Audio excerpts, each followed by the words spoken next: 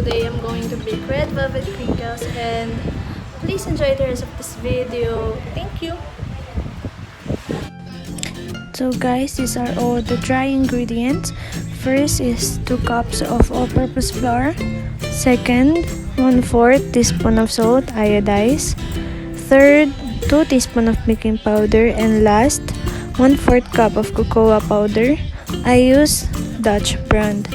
Haluin natin ito mabuti. Mix it well. So guys, these are all the wet ingredients. First, add the 1 1/2 cup of granulated white sugar.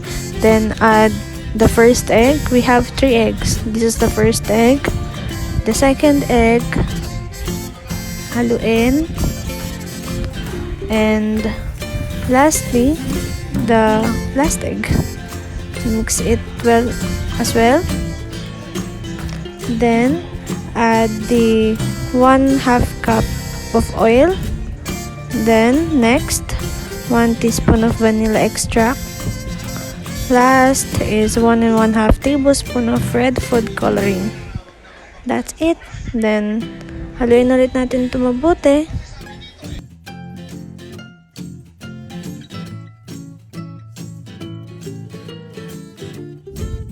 So, as you can see, pinilitan ko yung lalagyan ng wet ingredient para ma-mix natin mabuti yung dry ingredients natin.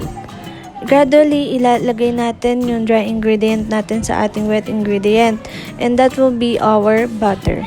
So guys, pag haluin natin yung wet and dry ingredients natin, dapat gumamit tayo ng mas malalim na mixing bowl. Then, tada! Ayan na yung final result ng ating butter. Isa-set aside natin itong butter for an hour, then proceed tayo sa buttercream filling. In a medium heat pan, put 1/2 cup of granulated white sugar and add 1 1/2 tablespoon of water. And haluin natin ito. After, maglagay ng 2 egg yolks and i-mix ito mabuti kasabay habang kinakaramelize natin yung sugar natin. Then, ito na siya. I-add natin gradually ang sugar sa yolk para hindi ito masyadong maluto, dahil pag naluto yung yolk natin, pangit ang kalalabasan nito. After mixing the sugar and the yolk, add an unsalted butter about 3/4 cup, and that's it for the filling. I-ref ito after. Yay! Ready na ang ating butter, pero diba mahirap? Sticky kasi yung butter natin.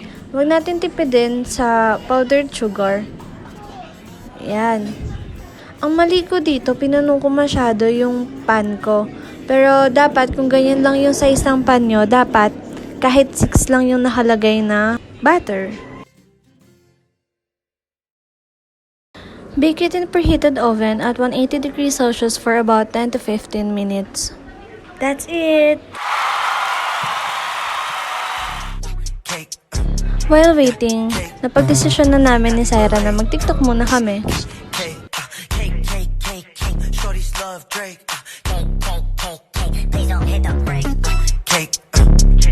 PS, hindi po ako dancer katulad ng pinsan ko, pero go lang, for fun lang naman.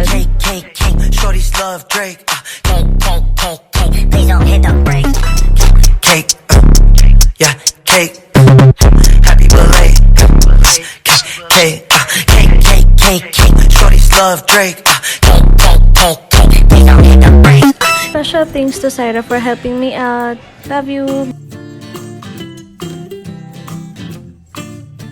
Yay! Finally, natapos na. Sobrang natutuwa ako sa kinalabasan ng binake ko. Mapapa-craving satisfied kayo. Try it na guys. Thank you for watching.